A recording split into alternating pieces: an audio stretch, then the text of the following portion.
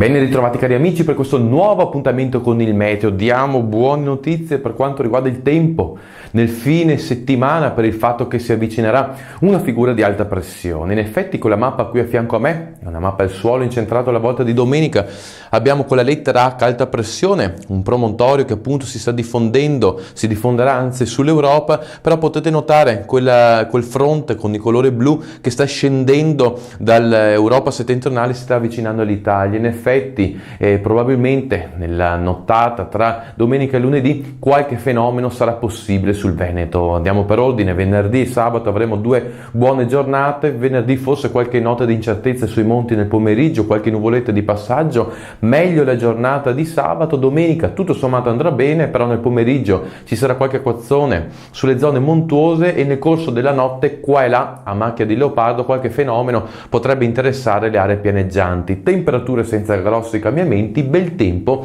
all'inizio della prossima settimana. Per ora è tutto e ci sentiamo nel prossimo appuntamento.